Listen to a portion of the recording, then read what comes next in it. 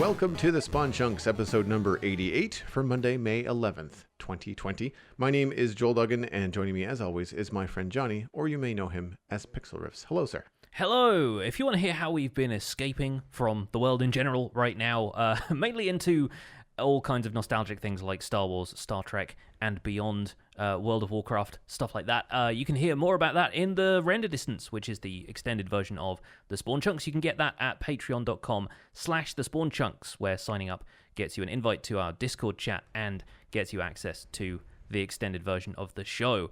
Hi, Joel! What have you been doing in Minecraft this week? Well, now that I'm back streaming, I'm back at it hard because I feel like I'm making up for lost time. And I may have overdone it this weekend because I was pretty tired come Sunday night. So I streamed both Saturday and Sunday. Actually, I streamed Friday night as well. Friday night was just a short little 2 to 3 hour thing. But Saturday and Sunday were both 4 to 5 hour events. Right, yeah. Which is fine. I can do it, and I took lots of breaks and I enjoyed it. But I realized Sunday evening as I was watching said Star Wars film that I was exhausted. Yeah. And but I got a lot done. I got a lot done.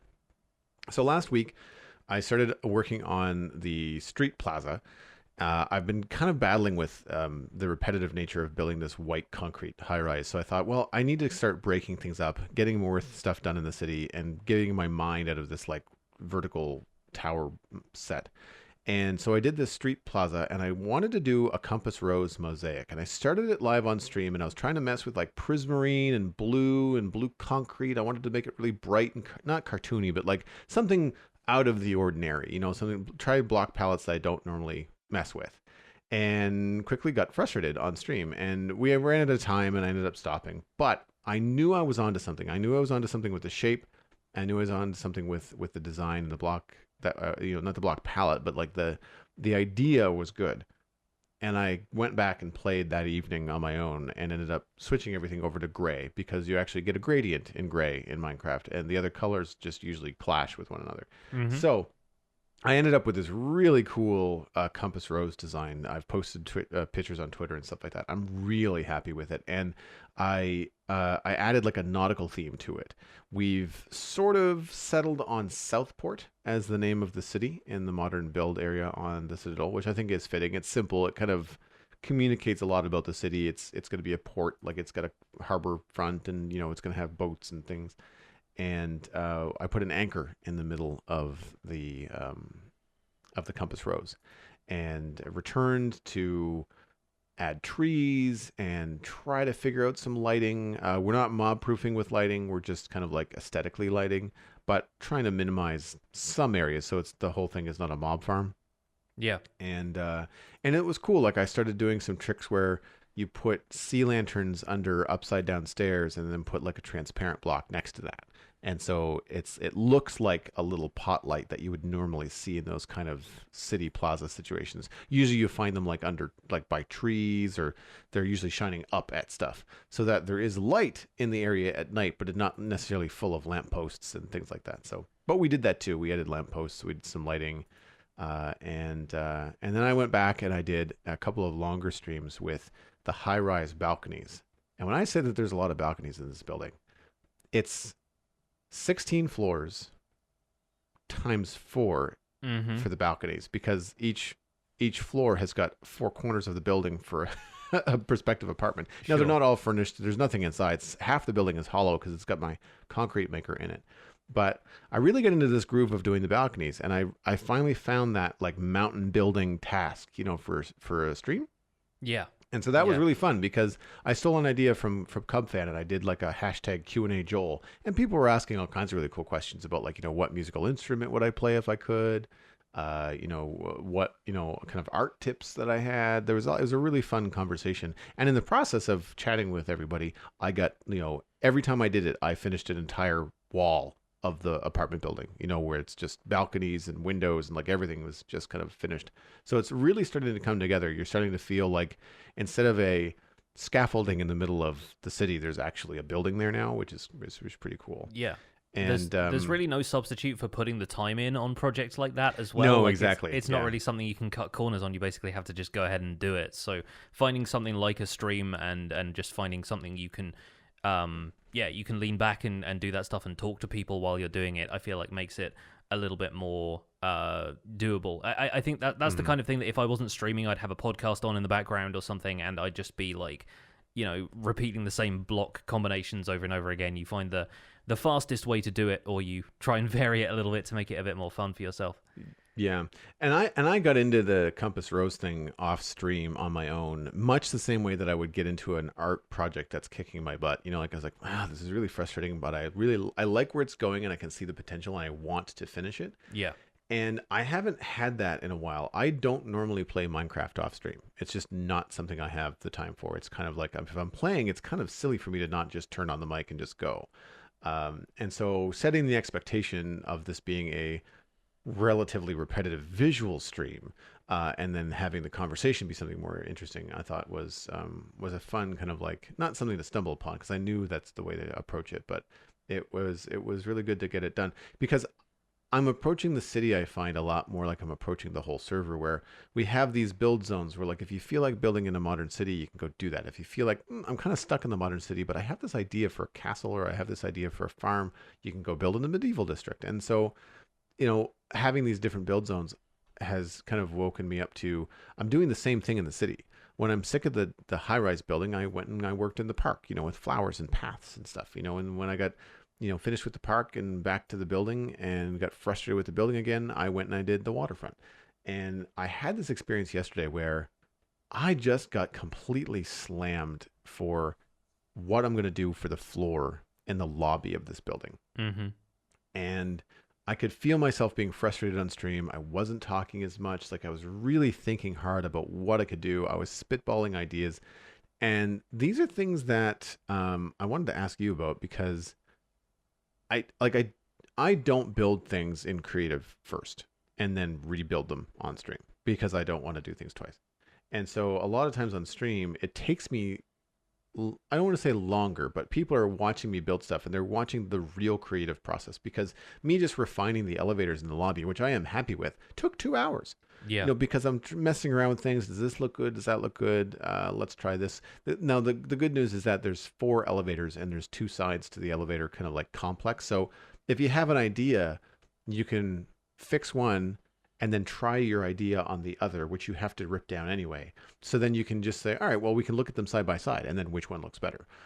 I find one of the hardest things about trying to design something in Minecraft is that if it's the one thing and you can't iterate, like you can't see 2 versions of it next to one another, it becomes really difficult to decide which one you like more when you have to rip one down and then put it back down again. It's like changing texture packs. Like, I mean, you can't look at them side by side in the same game. You have to like unload and reload and the whole screen goes white. So you're like, well, I don't know what looks best because they're not side by side. Yeah. And so when you work on a stream and you're working on something design wise and you get kind of stuck, like what do you do next? Like, do you kind of try to muscle through? Do you flip over to a creative world, or do you just move on to something else? I don't do a great deal of building on stream that isn't just repetitive like tasks right now. And the most recent thing I did was finally building bits of this ski village around the base of the mountain project, and that is all based on a project, a house that I put together in creative first. And that was mainly so I could build one for a YouTube video, but then I took the style of that and basically improvised 3 more houses for that on top of it. So yeah, it varies for me, but I feel like a lot of the time when I'm working on something larger, if one section of it just starts to feel a little bit tired to me, I will go and build another section of it. So as far as that goes with houses, I think I'd probably flip back and forth just to give people something to still watch. I'd probably just go and like start on another project and maybe build up something else that maybe my brain was feeling more inspired to do at the time. And that's how I keep things a little bit fresh. And that might be frustrating to watch for some people, because some people just want to see everything progress from start to finish. But sometimes it just doesn't work out that way. Your brain doesn't have the stamina to go through an entire project like that, especially if it's not something that you can get finished on stream. You don't have that sense of finality to it and closure so that you can move on to something else. So I think, yeah, it's nice to have a couple of plates spinning at the same time, so that if one thing feels like it's getting stale or you're just stuck for what to do, there's something else you can go and work on without really having to change the pace too much. Yeah, and that's what I did. Like I switched gears, and I wanted one of the other tasks that we did over the week was I mapped the entire city with Minecraft maps. So I can know what it is. It's like a 7 by 9 or 7 by 11 map wall. So it took a little while. Although surprisingly, I got a knack for it, and I found like a way to do it quite repetitively, so it didn't take too long on the stream. But in the process, realized, oh my gosh, when you're dealing with something as clean cut as a modern city design, where you can very clearly see straight lines, streets go here, buildings or boxes. Man, does that ever beat flying up in the air and then trying to turn around while you're gliding with your elytra to say, does this line look right? Like, is this street pointing in the right direction? Just make a map. Just make a map and then walk over to the wall and update the map on the wall. I wish the maps would update without having to actually take them off the wall. Yeah. Or if you make a copy of it and hold it in your hand, then the map on the wall will update based on the one you've got in your hand, unless you lock it. But then that means having two sets of maps. That's the problem. Yeah, that's the problem. Yeah. But anyway, yes. So it was fine. I took the map off the wall, put it by the waterfront so that I wasn't traveling all over the place, and just like walked over to it, punched it, picked it up, looked at it, put it back on the wall. Like it's only one map. We weren't updating a series. It was just to build in one area. Thankfully, I think it was 1 or 2 maps by the end of it, but I was just changing the direction of the wharf, and it was something that I knew I could do successfully because the wharf had an established design, it had an established pattern. It was just a matter of doing some geometry, but I needed to do that to have a successful 30 minutes of gameplay at the end of my stream to negate the negative bad feeling of just being so frustrated with this huge lobby that I've got no idea how to do the floor in. And part of the frustration is that I have to light it somehow. Like I've got to put lights either in the floor or near the floor or hidden in trees on the floor. Like I'm not sure how I'm going to do it. But mainly it was just block palette. And I realized what I needed to do was I needed like a time in a creative menu, not to build it, but like I just needed to go through the creative menu and just look at all the different blocks and just like, okay, well, what are my options here? Which I guess I could have done on stream, but I didn't want to. I felt that that's kind of boring, so I moved on to do something else. But so what have you been adding for the bits of the ski village? Like you're talking about lodges, housing. Like what's the idea I wanted to go with was transforming the pre-generated Minecraft village that's there, and I didn't want that looking completely different to the rest of the ski village buildings. I have a fairly sort of modern town center planned. I mean, it's contemporary rather than modern, shall we say. So it's still going to feel like some place that's tucked away in a mountainous area somewhere, and a lot of it is built out of wood and looks kind of semi-rustic, but still like in the style of, Aspen, Colorado, for example. There's going to be some houses up there that kind of look very very, very sort of typical ski village-y. And I've been looking at reference material for some places in France and Switzerland and stuff as well, where there's a lot of skiing in Europe. And I decided to start transforming the nearby village just so, for a start, I would have a place to breed up some villagers again, because a lot of them had been in outside areas and had been picked off by zombies and pillager patrols on the rare occasions that those would spawn. I encounter a pillager patrol basically every time I stream from that area now. I don't know what it is. Snow planes just seem to spawn them, maybe because there's very few other things spawning, but I don't think it's probably just anecdotal. I don't think it's anything mechanical that's really happening there.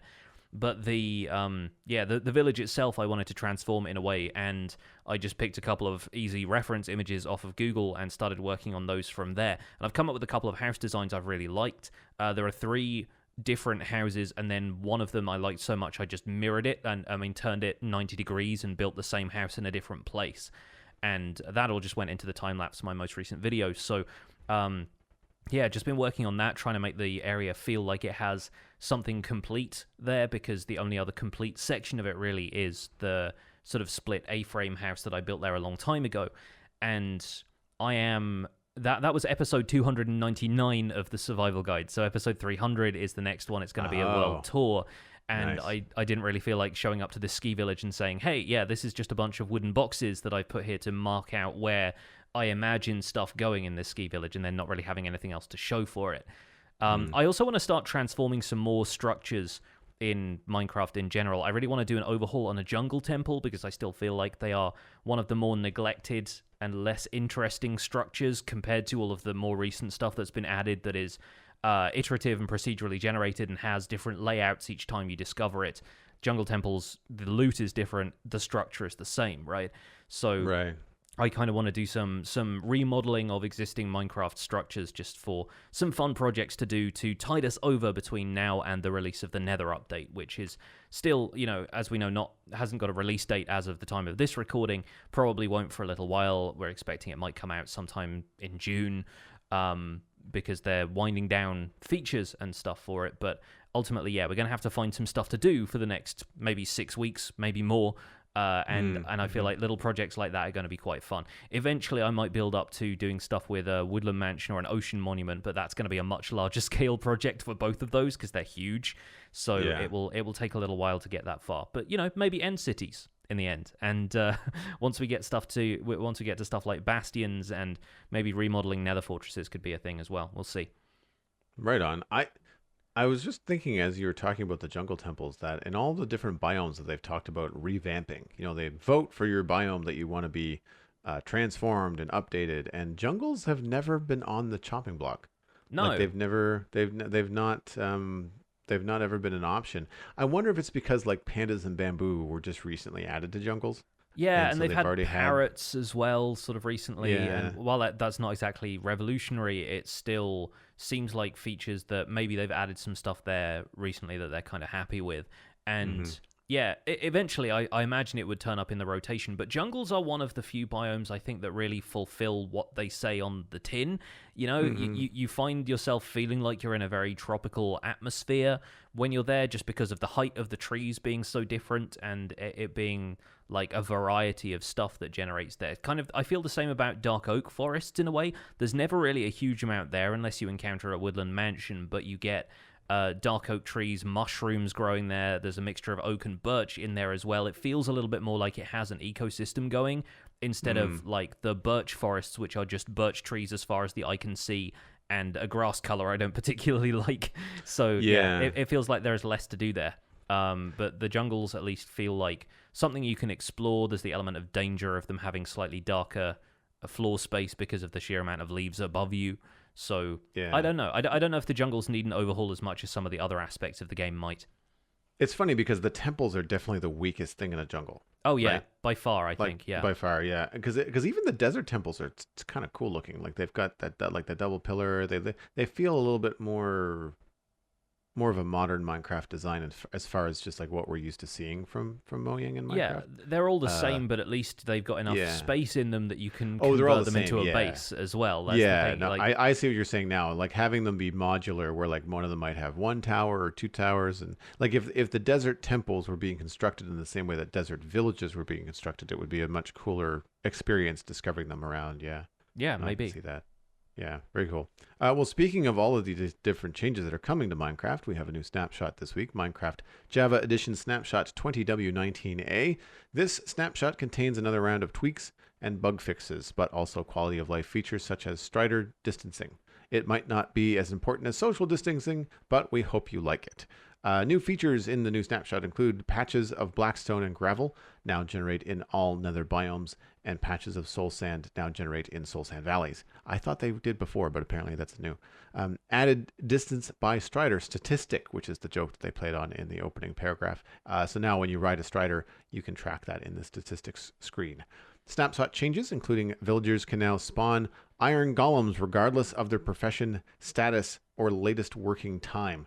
Bastions are now a bit less common. They've lowered the amount of weeping and twisting vines growth rate by bone meal. You now need to use shears to get the item when breaking nether sprouts, similar to when you're trying to shear grass. Tweaked spawning of mobs to more closely adhere to mob caps, and biome distribution in the nether has been tweaked. Some technical changes, including that fish have now been moved to their own mob category and mob cap, separate from other aquatic mobs. Fixed bugs of note.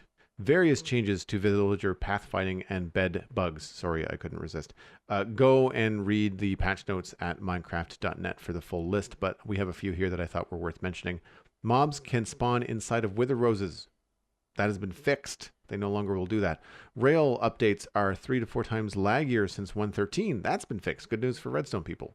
Piglin bartering is limited to dropping a single item stack from the loot table. I believe this was when you try to do a custom loot table, but that has also been fixed. And map marker labels do not render properly. That's been fixed. Good news for all people using the map markers. That's it for the big news snapshot this week. The last little bit, we do have an update from Optifine. Optifine 1.15.2 is in pre-release 16. That was updated on the 5th of May, creeping ever so slowly towards 100% complete, likely in time for 1.16 release. I'm, of course, being a little bit kiddie about this. Obviously, very much appreciate all the work that goes into Optifine, but it has been slow going. Yeah, I think a lot of the stuff they're working on right now is Forge compatibility for the modded scene, but the pre-release that I've been working with, I think it's pre-13 from a few weeks ago, has been really stable and has been, for me at least, a full version of Optifine as far as I'm concerned. It lets me use shaders, it lets me have connected glass and a zoom function. That's basically what I use Optifine for at this stage. So yeah, I guess making it compatible for the modded community is ultimately the goal, but is not going to be super troublesome for the average player who just wants to get in and play vanilla. And obviously once stuff rolls onto 1.16, that 1.15.2 version of Optifine is still going to be usable by the modded community until they catch up to whatever the most recent update is.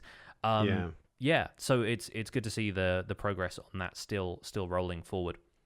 There are a few things in there that are not working yet that I miss. Anti-aliasing, and there was one other thing. I can't remember what kind of renderer thing it is, but I notice it when I use shaders that my shadows are like really choppy. Yeah. And so I haven't updated to pre-16. I went to look, and the GitHub page mentioned a lot of bugs, and I was like, well, pre-13 is working right now, and given all the issues that I've had using the combination of the adjustments I've made to my PC along with Optifine, Preview 13 has allowed me to play. So I was like, I'm not going to rock the boat. I'll just wait.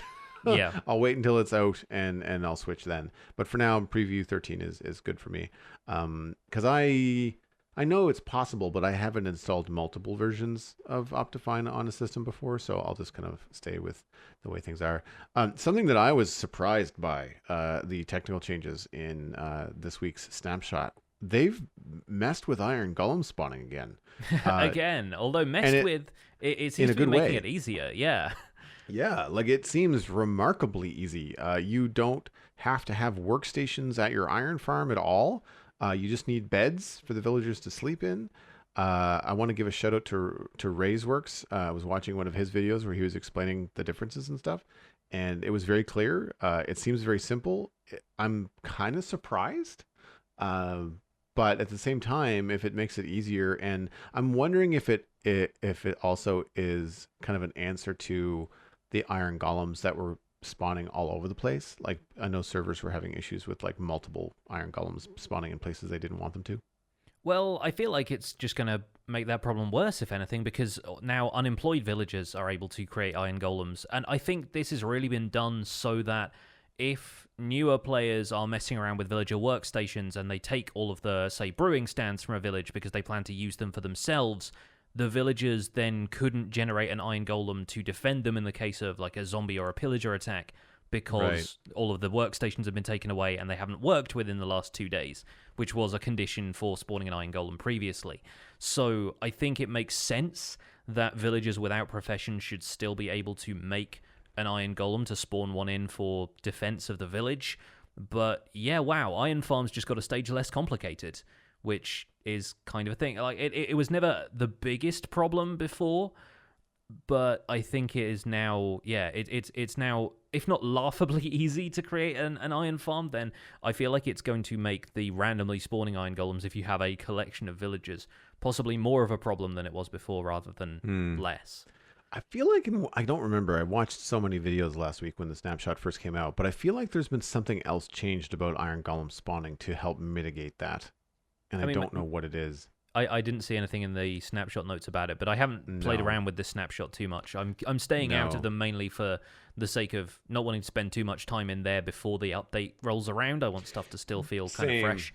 Same, yeah. I watched the summary videos of the snapshot stuff just so I can see a visual reference. Specifically last week with the redstone changes, it was very helpful to watch. Mumbo and some other people do some snapshot videos. But yeah, it's good. I feel like it also looks a little bit less buggy. Not that it was buggy, but like the pathfinding and the villagers kind of scurrying around and trying to find their workstations that's only like a block and a half away and like all that kind of stuff. It just felt very manipulative. Like it just didn't feel like the way that they were supposed to work. It felt weird. It felt like it took me out of the game and felt like, well, this is now a computer program and I'm watching these nodes like flip around and not really realize where they're going. That kind of stuff. I'm down with the nerf to the weeping vines and the twisting vines growth. Them popping up like 12 or 20 long from one bone meal felt overpowered. Yeah, I was surprised when I first interacted with that and saw how quickly they grew. You could get up to the ceiling of the Nether when you found them within, 1 or 2 pieces of bone meal, and that's effectively instant ladders. Making it pretty easy to grow a ladder from the bottom up or the top down. So I feel like, evening that out, balancing a little bit, and using a decent amount of bone meal to generate something like that makes more sense to me. Also, that's a great way to traverse around the Nether. If you manage to see some vines, use your shears and grab them and go into the Nether with some bone meal. And if you have to get down from a high place before you have elytra, just like attach, some Nether vines and go down. What are they called? Twisting vines are the red ones, I think. No, weeping are the red ones, twisting are the blue ones. We're gonna have to come up with some sort of mnemonic, like the stalagmite stalactite thing, to figure out which is which. Weeping is down, twisting is up. I know that much. Yes. And the fact that shears for the vines are now also used to shear the spores from the ground. Sprouts. Sorry, sprouts. It's just consistent gameplay. I feel like it just makes sense that if you punch the spores, they disappear, much like if you punch grass. Exactly. It's the Nether's equivalent of grass, isn't it? So it makes sense. Now, when you punch grass in the overworld, you have a chance to get seeds. I don't think you have a chance to get anything if you punch sprouts. I think you just destroy them. Seems fair. I don't think the Nether's ecosystem really supports that kind of crop in the same way the overworld does. So right. Yeah, I feel like that makes sense. The Wither Rose nerf is the other big one this week. And right. I saw a lot of people decrying this, but then a lot of the technical folks have said, well, yeah, Wither Roses have just been like the easiest way to farm stuff for a while, and it seems disproportionate once you have an easy way to farm Wither Roses, which you can do if you just like spam a bunch of chicken eggs before you fight the Wither, or you can set up an Enderman-based farm. If you can trap the Wither in bedrock, you can come up with a lot of Wither Roses very quickly. It does seem a little bit overpowered to have stuff just spawn in there and die instantly, so there are a few workarounds for this that are fairly simple. You look at stuff like creeper farms where Wither Roses are used quite liberally now. All you need to do is modify the area in which Wither Roses are planted, and you should quite easily be able to control that. It won't be instantaneous anymore, but it will certainly be as effective. And in my head, I thought, well, if anything, creeper farms might be easier, not harder, simply because if you do a checkerboard pattern of Wither Roses and creepers can still spawn in the gaps, there are fewer spawnable spaces there, sure, so you might have to build a slightly larger farm. But then if you have something every other block, spiders aren't going to be able to spawn because it won't let one of those spawn in a Wither Rose, so it's easier to just get creepers. So I think some farms like that, we'll see a few adaptations, and a couple of people, I'm sure people have already been messing around in the snapshot, doing trial and error on the most optimal way of placing Wither Roses now, but I think it shouldn't be too bad, and if anything, will mean you're using fewer Wither Roses so you don't need to farm as many of them. It almost balances itself out. So the thing with Wither Roses for me is I always thought, well, why wouldn't you just like create a platform of Wither Roses and just move the mobs onto them? Like have the mobs just spawn on a platform like they normally would and then just push them onto Wither Roses. Like what? I guess the only difference here is that previously they would spawn in them. Yes. So I guess it relieves one small step, but like is it that big of a step? like, I looked at the wither rose farms like, oh, that's a neat idea, but like I also think about like wither roses are kind of a pain to get. Like Yeah. I don't look at wither rose farms personally, and please correct me if I'm wrong, listeners, but I don't look at them as more efficient. Are they faster? I think it's just a matter of something is basically getting killed as soon as it spawns. It's just like for, Right. the highest possible rates kind of thing. And yeah, once you have a Wither Rose farm, it is relatively straightforward to get hold of large quantities of them. And Right. I think since they're also used to make black dye, there is, some utility to that in ways other than just using them for mob traps. But Right. ultimately, it's just a way of immediately making the killing process faster so that you can harvest drops faster with some sort of minecart rail underneath it, of course. The other upside to this is the wither farms that you can make in nether fortresses. If you want to get wither skeletons, they are not affected by the wither effect, whereas everything else that will spawn in a fortress is. So if you want to set up a field of wither roses, normal mobs would spawn in there. It'd kill the blazes, the pigmen, the regular skeletons. Just the wither skeletons would be left. Whereas now you don't have the ability to filter wither skeletons out that way and then, have them swept by slime block flying machines or, attracted to iron golems or something like that. Then again, there are many other, nether fortress farm designs out there that are just as, if not more efficient. But So wait a minute, back up. So if the mobs that are killed by wither roses do not spawn in wither roses, are you saying that now wither skeletons won't spawn there either, even though they're not affected at all? I think it seems to be all mobs are not spawning wither Oh, roses. So like okay. it detects an area that does not have a wither rose planted and only allows mobs to spawn there. Right. But then I would presume that their pathfinding can still take them through the wither roses. They're not going to avoid walking on them. So yeah, we'll see how these farms shake out. But I have seen a couple of people already modify creeper farms so that there's just a ring of wither roses around the outside and a cat in the center, and any creepers that spawn in the center just walk Just into the run wither away. roses freely. Yeah. That makes sense. Makes a lot of sense. Speaking of black dye, though, I'm looking forward to perhaps some higher yields from easier to make squid farms where you don't get a lot of salmon as well, because there's going to be a different cap for fish compared to other aquatic mobs. Yeah, that's a good point. I hadn't considered that with fish being a separate thing now. Obviously, it won't help if there's another player on a server trying to, just anywhere near an ocean or a river. But yeah, you will definitely see a few more squid spawning, which is good news. Because, you can't get enough ink on some servers, especially if you want to dye black concrete for roads or builds or anything like that. The same goes for people who use written books on a frequent basis. And the spawning distance is also shorter too. Fish spawn and despawn closer to the player than other aquatic mobs. So even if there is a player on the server that's near an ocean, they would have to be really near it, like in it, for other fish to spawn in. And even if other fish did spawn in, it's not going to affect spawning in fish by other players is not going to affect your mob cap on your guardian or your ink farm, because they're in a separate cap. So it's cool. I like that they're separating things out. I think that's good. Do we know, are guardians part of the aquatic mob cap, or are they part of the monster mob cap? Like, are they part of the aggressive mob cap? I'm not certain. I can't remember off the top of my head. But I feel like they must be part of their own, maybe a hostile mob cap, because of the sheer amount of them that spawn. If an ocean temple is right next to a large patch of ocean, I feel like if the fish were taking up the mob cap, you wouldn't get any guardian spawns at all.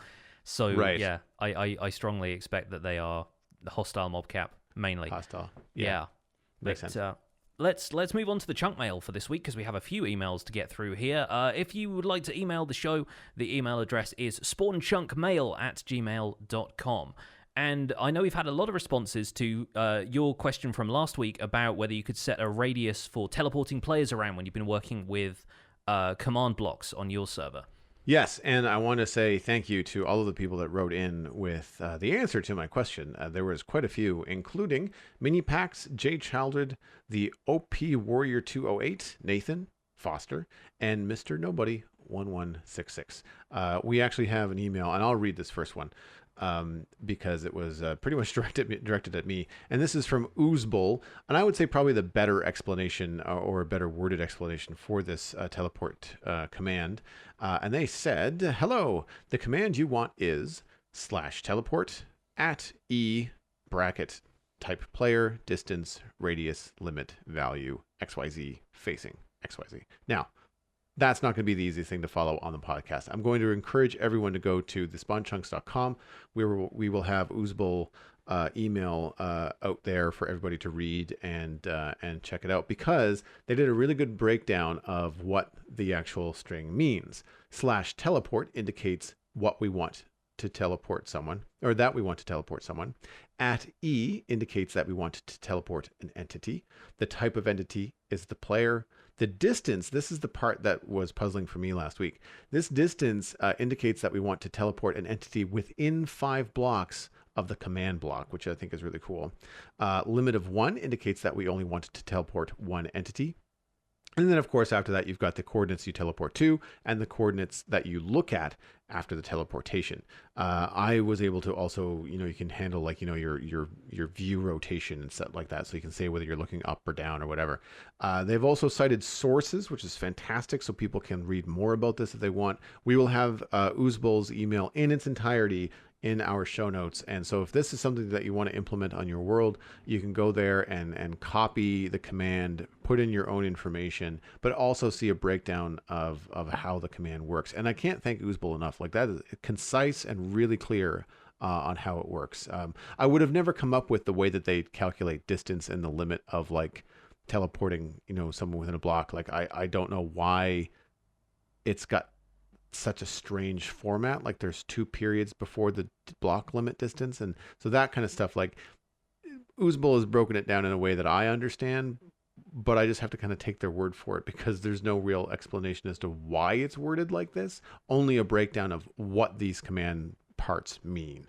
But still, I'm able to reproduce it, and hopefully you will be able to as well. So thanks very much for everybody writing in. I really, really appreciate it. The syntax of commands is something I've never fully been able to commit to memory, and I'm still in awe of people who know all of this stuff, especially considering a lot of command block functionality has moved over to data packs and stuff now. I find it is, less and less required to know stuff like this, but on rare occasions, it's kind of helpful to have all of that stuff. And the documentation for it on the Minecraft wiki is good, but also kind of difficult to pick out all of the individual information you need. So yeah, breakdowns like this are really, really useful. So hats off to Oozbull once again. The next email comes in from Mr. Nobody1166, who also provided some great explanations of how to select players in a certain radius. So we'll skip over that part of the email, but the rest of it says, "Hi Joel and Pixel Riffs, I found your podcast a few months ago and have been listening to it daily, and I caught up 2 weeks ago. I really love it, and thank you so much for your contribution to the community. We all appreciate it. It's the only Minecraft podcast I've ever found that actually intellectually examines the game with a fun twist." Well, thank you for that. I feel like it's funny, after our discussion last week about, how seriously we all take Minecraft, it's kind of fun to feel like there's somebody who's like, intellectual examination of Minecraft. That's what I'm here for. Anyway, now to Mr. Nobody1166's actual question. 2 weeks ago, I was watching Pixel Riffs' survival guide, which is amazing, by the way. It has taught me a lot about Minecraft, and I'm almost caught up. The survival guide episode was about transporting mobs, which brought the following question to mind. How can mob transportation be improved? My line of thinking was that implementing spawn eggs into survival Minecraft would be cool, but making them an endgame resource. Do you think spawn eggs could be added into vanilla survival and it'll still feel like Minecraft, or does that seem a little too cheaty? Again, I really appreciate what you do. Keep up the good work, Mr. Nobody. So, how much experience do you have with spawn eggs, Joel, not being a creative player all that much? I assume you know sort of what the deal is with them primarily. I know what they are. It's just, it's just a mechanic for Minecraft creative players to spawn in mobs, because you might not get them in the creative world depending on how you have it set up. When I do creative work, I do it in peaceful. And so when you're testing out mob farms or testing out how a mob reacts to cats or what the distance a creeper moves is, like all that kind of stuff, I've used mob eggs in that regard. I've never thought about them in any kind of like survival context. Yeah, the thing about mob spawn eggs that maybe a few people aren't aware of, so this might be fun information for some of you, they're a little bit cheaty in their current incarnation because you can use them to convert spawner blocks. If you right-click on a spawner with any kind of spawn egg, it will switch to spawning that mob. So if, for example, you get a wither spawn egg, I think there is one of those, or at least maybe you have to summon the wither using commands, so perhaps that's a bad example. But say a creeper.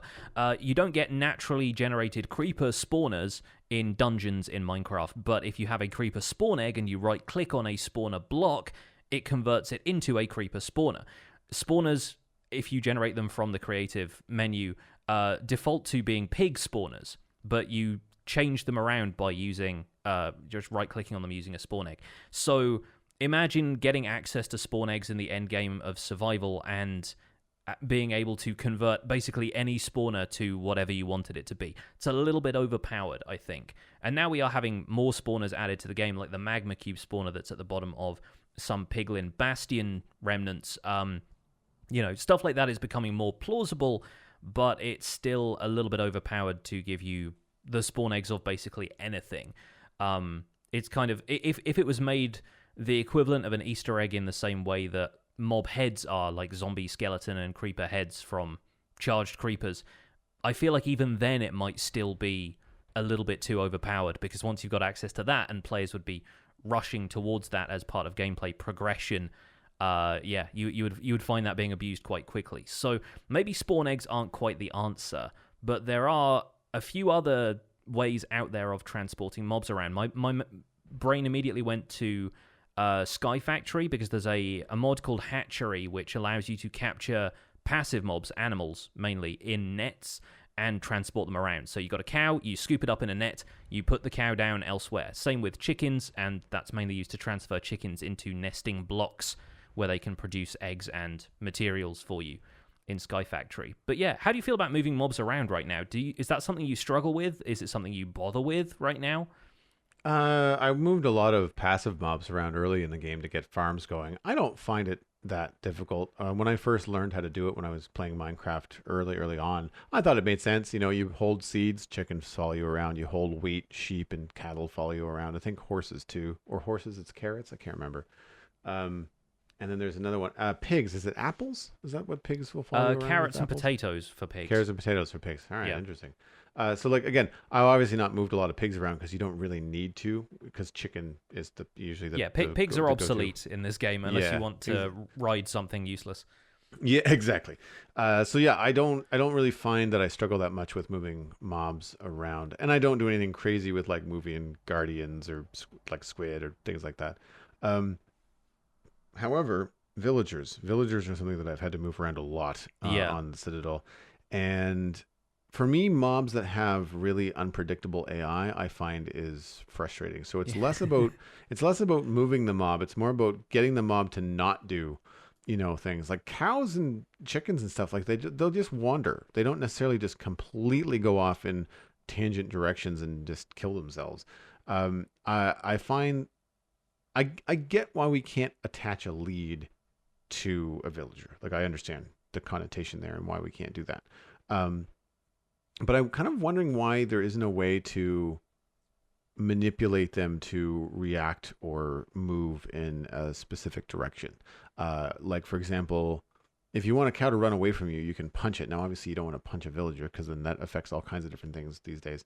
But I feel like if you were to maybe hold an axe or a sword, maybe a villager would walk away from you because they would feel threatened. Or if you were to come at them towards, with an emerald, that they maybe walk towards you. I'm not saying necessarily follow you everywhere, like, you not be able to lead a villager across a biome by holding an emerald. But I find a lot of the frustration of getting villagers where you want them to go is trying to get them that last 3 or 4 blocks of the distance where you want them to go somewhere specific, and they won't because your minecart has only taken them so far. Yeah. And that's where I thought it was kind of funny, that they would be so, I don't know, put off by that kind of stuff. Now we have the ability to control piglins with gold. And I've kind of wondered, like, as soon as I said like emeralds, like I was thinking maybe an emerald sword, but like, what about netherite? Like if you wanted to add a function to netherite, like if I held my netherite sword and that immediately made a villager come over to me because they weren't sure what it was, or if they wanted to run away from me because they're like, well, it's a sword, I'm going the other direction. I thought that would be kind of cool. I feel like you could also kind of augment the villager profession system Well, if you're holding fish, or if you're holding, an iron ingot, would an armorer or a fisherman then be more likely to come over to you, Yeah. and see, hey, do you want to trade? Again, not follow you across a biome, but they'll walk 5 to 6 blocks and say like, oh, hey, look, you have the thing that I want. And thus, perhaps, through other games mechanics we know, like trapdoors and things, be able to have it be a much easier time to move the villager into the place where you want them to go. So moving villagers as entities is where I normally get frustrated in Minecraft. Yeah, it can be tedious moving stuff around with large numbers of mobs, but I kind of like the challenge of moving them around using water streams and minecarts and various other methods. And I really think that's where soul sand bubble columns were like a revolution in this area, because getting them up anywhere is always the most difficult thing. Like, you can kind of prod villagers into some areas, but transporting them vertically was always a nightmare. So great that you can do that. And even just throwing a boat down, having whatever it is hop in it if it's a passive mob, and then rowing away, even on land, is probably faster than having to set up all of the minecart tracks and then come back and then make sure the thing is in the minecart to begin with. So if you're transporting them one at a time and if you just want one, then yeah, I think it's a little bit easier using boats. Although, yeah, rowing around on land is still bizarre and probably not super intentional, but it works for now. I'm kind of hoping updates to minecarts can prevent some of the weird issues with them. Like, whenever I transport anything via minecart, it always ends up taking like half a heart of suffocation damage when it turns a corner or something like that, and glitching through corners is a weird thing. The same with traveling vertically down ramps. Like, sometimes they will take damage from the blocks to either side of them just because of the way the game calculates minecart positioning, which is frankly a little bit distracting, and yeah, it's a little bit weird. I think this is something Etho was struggling with, where he's got a transport system where he rides on a llama in a minecart around his base on Hermitcraft right now. That is, yeah, it's weird because he's having to put semi-transparent blocks like composters, for example, stuff that he's not going to suffocate in, at certain heights around this track so that he doesn't take any damage when he gets in or out. So yeah, there's some weird quirks there that I really feel like could be fixed and would make the whole process a little bit nicer. On the subject of leading villagers around, I think it's the Quark mod has this, where if you craft an emerald block, that will encourage villagers to follow you. And I feel like that makes a bit more sense, because it's something you have to put a little bit of work in to acquire in the first place, and then when you break it back down again for currency, you don't have it anymore, so you're encouraged to stockpile, and it gives a little bit more functionality to a block that's otherwise cosmetic for beacon bases and then broken down for resources. So yeah, that makes sense. I feel like there's a lot of good ideas out there. It's just settling on one that feels right for vanilla Minecraft. And yeah, right now we're just limited to juggling people around in minecarts. But I think if anybody has any more ideas on that score, that'd be something great to write in about, and maybe we can follow up this discussion a little bit later. Today's discussion, though, is prompted by another email that comes in from Joebox, and I feel like I'll read this to kickstart today's discussion. The subject is looking forward to the Nether update. It says, "Hello, Piglin Riffs and Joel Hoglin." Very good.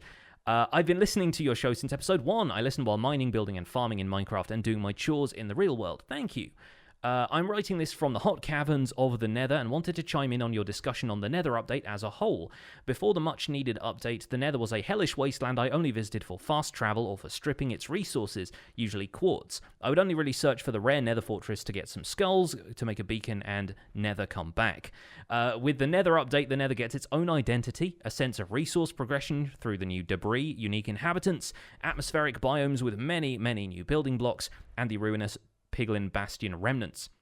It's a totally alien experience walking through the mushroom forests and volcanic deltas, avoiding the deadly soul sand valleys and stumbling upon the intricate bastions to loot, trade, or get your butt kicked by piglins. It's now a viable strategy to build a base in the Nether, so here are some idea examples. A castle in a lava lake, an ancient forge in a basalt delta, a repaired bastion, or a crimson or warped mansion. Or for you, Joel, you could try an orc village when you get your computer repaired. Wish you luck, by the way. The different particle effects make for a great atmosphere. Hoping this email fuels a Nether update-themed discussion. Keep up the wonderful show, Joebox. Well, this has fueled this week's discussion, and we've been polling our audience a little bit for some ideas. We have a live chat going in our Discord right now, and some folks have piped up with their own ideas. But what were you thinking about this, Joel? Do you have ideas for what you want to build in the Nether once the update arrives? Most of my ideas revolve around new ways that I could approach and connect new Nether hubs. So on the Citadel, we're doing these new build zones, and some of them are 10,000 blocks away. So they're not going to be connected in the Nether to the main build areas. We're using a teleport block on the surface to do that, and we're kind of doing a little bit of RP for that. But in these new areas, for example, the medieval kingdom, it's huge. Like huge and even cumbersome to fly from one end to the other. So I feel like we're going to have to add some new Nether hubs for new areas in the world. When you want to travel a couple hundred blocks, it's going to be a lot easier to do in the Nether. And I'm thinking about like Nether hubs and Nether transportation. I've had the idea of a forge definitely pop into my mind, although I'm probably going to build that in the overworld. Granted, I'll be using some of the new Nether blocks to do that. I thought a lava Strider Highway could be an interesting, neat, weird, just kind of like a unique way to travel in the Nether, rather than putting down an ice road or trying to fly in the Nether. Just being able to say like, look, it's a trough of lava and there's a Strider, and there's one at both ends. Just take a Strider, leave a Strider. Yes, and you can leash them in the same way that you can passive mobs in the overworld as well. So like they're basically Nether horses.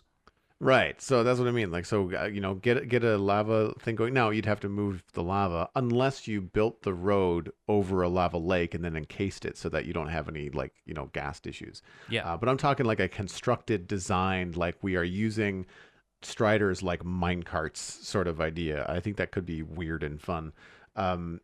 If you don't like bastions, well, you can create your own. And I had the idea after seeing one of the screenshots from someone a while ago about a giant stone pig head or piglin head, and it would be kind of cool to do some stuff like that. Maybe a bit of a ham fist, pardon the pun, where you're taking things like classic builds, like Castle Grayskull from He-Man, but it's a pig instead of an evil skull. Just like how pigs in space used to do that with the Muppet Show, where like everything was a pig, even the spaceship was a pig. I feel like just doing the nose cone is like a snout kind of thing. Snout, yeah. So like doing a bunch of pig or piglin related things in the Nether would be kind of fun if you wanted to take a cartoony approach to it. Custom fungi biomes in the overworld are something I'm going to be doing. So definitely Nether related and definitely Nether blocks. I'm not sure how I might explain it, whether they're spilling out from another portal or whether I just want to add, new mushroomy spore-like things in certain biomes. I got a funny feeling like mixing a mega taiga and some of the crimson fungi and nylium stuff. I think it might work quite well. I think it might be really ethereal and very fantasy-like. So I'm looking forward to trying something like that. For our live chat, we had a couple of other ideas that were similar to mine. Cameron suggested redesigning the Nether Fortress, so taking the new designs and the new blocks and the new themes of the Nether and applying them to an older existing generated build. And also, I really like this idea, building something around the lore that ties the piglins' rivalry to the Wither Skeletons. So building a reason as to why they fight, which I think is a cool idea. Yeah. Ronan Kai. Sorry, go ahead. No, I just think that's a really fun idea because it's something that has clearly been introduced with the piglins as part of the ecosystem, part of the dynamic, and it really cements piglins' place in the Nether as though they've been there already. They have this existing grudge. And so exploring that, given that we have no story details within the game itself, seems like a really fun theme for a build. It's a good jumping off point, I think. Yeah. And then quickly wrapping up, Ronan Kai has said that they're going to be planning on building a Mordor-inspired overworld build, but obviously using a lot of the Nether blocks. And Cosmic wants to build an orc-themed camp. So, I mean, those are my ideas and some of the ideas from the community. What are you looking at building in the Nether when it arrives? For me, I feel like a lot of it is going to be reactive to the landscape of the Nether, which has been getting less and less predictable over the years. What with the addition of canyons, sort of ravine structures being in the Nether now, as of I think 1.13 onwards, and you've got all of these new biomes coming in. So I feel like a lot of the stuff I'm going to be building is going to be bridges to different biomes. And now I feel like there is something to bridge to instead of just more Nether, you know what I mean? So I think a lot of the stuff I'm going to be working on at first is going to be transport routes, but not necessarily for a Nether hub to get back to the overworld. It's going to be a Nether hub to get to other parts of the Nether. And I think that's going to be really fun, just exploring to find where the main biomes for those sections are for gathering of resources, farming warped fungi and so forth, and then probably getting hold of a reasonable amount of blackstone, even though that, as we've heard from the snapshot notes today, is going to be in most of the other biomes in patches, much like granite and diorite and so forth, generating the overworld.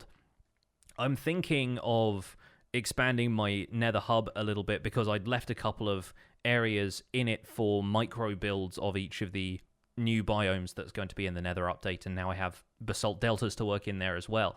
But I think from there, it's going to be stuff that is characteristic of the Nether, because we've talked about this in previous episodes where the new blocks in the Nether look best if you keep them in the Nether and you build with them there. They're really designed, it feels like, to be harmonious with the environment the Nether provides for you already. So it's figuring out what does a warped biome settlement look like? What does a warped forest village look like? Whether you're bringing villagers in from the overworld or if you're just kind of creating some sort of made-up civilization there, how do you blend some materials from outside with the materials that are in those biomes and create like a coherent thing without the entire thing just being a blue patchwork that kind of gets lost against the background of the Nylium? And yeah, just working with the individual builds within the biomes themselves and then mixing and matching them, I think is going to be quite a fun process, in the same way that you're not always just going to build with oak wood because you're in a plains. You're probably going to go and find some spruce wood and some dark oak and some birch to vary your wood palette a little bit. So I think, yeah, trying to find out what from the other biomes looks good in a basalt delta. If you want to throw in some warped wood there, is it going to stick out like a sore thumb? If it does, is that a good thing? Yeah, just kind of playing around with the different color palettes that we can now throw out there, having got these blocks from within the Nether itself. Yeah, I think mixing and matching in the biomes is something I'm really curious about, because we've seen some quick builds that go up, day and date with their snapshot releases and YouTube and things like that. But it's always just like grabbing what's been provided and then, kind of showing things off. I'm curious about how blocks from the overworld can then be brought into the Nether to build. So when you're building your house, if you decided that you want to live in, say, a crimson forest, well, are you bringing red concrete with you? Are you building with quartz? Like, are you building with, I think yellow terracotta would match, I think, the shroom lights quite nicely. Like, there's just a bunch of different, oranges and reds and different colors that you can bring in from the overworld that could make a really interesting sort of palette and stuff in these forests. I'm also really curious. I mean, this isn't necessarily a build idea, but to your point about traveling through the Nether and building these bridges to get to different biomes and things, I'm wondering how difficult it's going to be to get through a warped forest or a crimson forest. Are you going to want to cut a swath through it and then build a road, or is it just going to be easier and safer to go around it, and say, hey, if you want to go in here and get stuff, great, but really if you're traveling around is better than through? Yeah, I'm not really sure how that's going to work out. I think basalt deltas are going to be the worst offender for that because of the extra lava pools that they have in them, and given how difficult the terrain is, to traverse already because it's got all of these, vertical spikes, I think that's going to be kind of fun to mess around with. Going back to what you were saying actually about bringing blocks from the overworld, I kind of wonder if you bring blocks from the end to a warped forest, how that would look. I feel like Purpur would clash really badly, but I kind of wonder if that's where the Endermen are going to populate. I wonder if maybe for lore purposes it'd be kind of fun to recreate an end city build, but using materials from the Nether. If we presume that the end cities are the Enderman's home, then potentially they would build in an architectural style they were familiar with if they've traveled to the Nether. And so having a kind of Netherish end city rising up from one of those warped forest biomes seems like it'd be kind of a fun build project and a fairly simple build style to emulate. They're not built in a particularly complicated way. Once you figure out the modular structure of them, you can do some pretty cool stuff. The problem then, of course, becomes the cavernous nature of the Nether and the lack of build height above a certain point. But I feel like you could do some pretty cool stuff. You could at least recreate one of those ones that's just like a tower, a couple of branches, and a couple of smaller rooms. Yeah, no, I agree. It's funny, like in a way, the naturalist in me approaches the Nether biomes in the same way that I approach the overworld biomes, where I don't want to clear cut. Like I don't want to go in and just mow everything down and build something. Like I want to. It's like the build that's gonna go in my Crimson Forest is gonna go probably next to the Crimson Forest and mostly be built on a regular Nether, because I'm probably not gonna want to smash it down. I noticed that some of the biome generation has changed as well in the snapshot, and I'm hoping for larger biomes. This is anecdotal, but when I pop into the snapshots to take screenshots for the title card for the podcast, I very often find that, I'll use the teleport to new biome command. It's like, well, I went to a Soul Sand Valley, but I can't find it. It's about so 5 blocks wide, yeah. Yeah, and it's like, this is so I kind of want the biomes to be much larger so that you can feel a little bit more immersed in them, and that you really get a feeling for that Nether fog, because that Nether fog changes color when you travel from one to the other. And in getting screenshots and stuff, I remember going through like, and it's red, and it's purple, and it's back to normal. It's like, well, that was weird. Why did it change? Like, what? It's like when you travel over the edge of a swamp that has this weird little section where the biomes kind of like connect, and it's like in one block you're in one biome, and in another block you're in another, and it makes no sense. It's also worth noting that lava lakes in the Nether are not their own distinct biome. They have the biome data show that they are still technically part of whatever the most neighboring biome is. So, it all generates at a flat like Y24 or 30 or something, I think, whatever lava sea level is in the Nether, but you find that is still a Nether Wastes biome, or it is still a warped forest, whatever kind of biomes meet in that lava lake are still, technically speaking, present. So you can often try and travel to one of those biomes to find that it is not there and has just been swallowed up by a lava lake during world generation. But yeah, I think a lot of my building in the Nether is going to be reactive, because I'm moving on from a previous world that already existed beforehand. I'm probably going to be blending in some of the biome borders, because I'll be deleting chunks of my world and regenerating them with the new terrain, and it might look completely different next time I log in. But I think a lot of it is really going to be figuring out where stuff is going to go, maybe figuring out some cool farms that I can make in there, and using fun new techniques like the fact that you can generate basalt by using flying machines with blue ice in them. And you can make bridges that way. So maybe automatic bridging and then building some stuff up around that bridge. So the function comes first and then the form comes after that, is really the way I'm looking at it. But it's going to be fun to explore. And I think I never thought, actually, that might be a good point. If you are going to go the direction that you and I are going with MCA Selector and deleting chunks, it might be worth it to have that border of deleted chunks go through a lava lake, so that potentially you don't have as hard an edge. Yeah, I mean, if you can wrangle it that way, then even better. Obviously, like, a lot of the lava lakes are going to have cavernous stuff built above them, so that might potentially be a bit of a roadblock. But we will see. We'll see what people do. And this is a conversation that we can absolutely throw out to our listeners once again. So if you folks have some great ideas for what you plan on building in the Nether, then give us a bell. Send us an email. It would be great to hear from some of you. But I think that is where we're going to wrap up our discussion for today. Thank you so much for listening to The Spawn Chunks. You can find more information about the show and links to some of the stuff we've talked about today at thespawnchunks.com. The music for the show is composed by me, and The Spawn Chunks is proud to be a listener-supported podcast.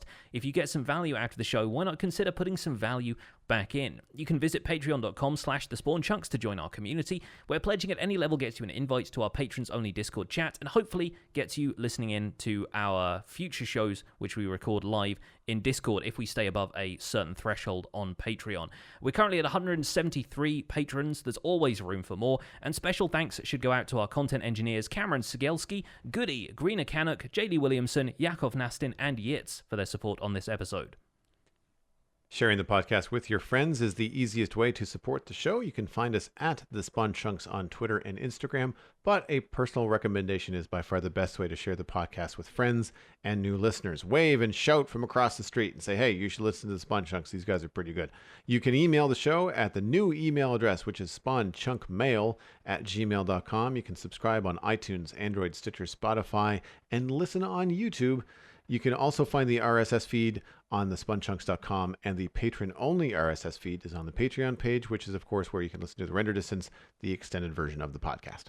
My name is Jonny, but online I go by Pixel Riffs, and you can find most of what I do at youtube.com/pixelriffs, where the Minecraft survival guide is into the 300 episodes this week. Very exciting time. Looking forward to showing you guys around my world in the latest world tour. I stream 3 days a week on Twitch, doing behind-the-scenes work for the survival guide world, and I'm also the voice of the unofficial Hermitcraft recap, which you can find through a quick YouTube search. Aside from that, I'm at Pixel Riffs on both Twitter and Instagram. Joel, where can people find you online? Everything I'm doing online, including my illustration and design portfolio, is at joelduggan.com. There's also a store there, and I was reminded this past weekend that, hey, I wrote and published a book in 2012. Did you know that?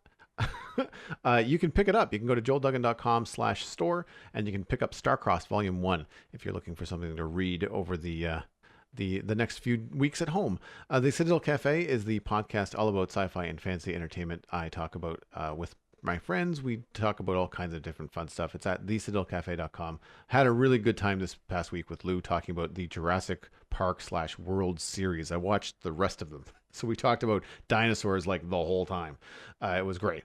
You can follow me at Joel Duggan on social media. Super easy to find. And I'm going to point you, of course, towards Twitch, which is twitch.tv/Joel Duggan, where I am building currently in the modern city of Southport on the Citadel server. Having a blast. Back to streaming. Things are working okay. Fingers crossed. Thanks for visiting the Spawn Chunks. The world outside is infinite, which means we can build everything.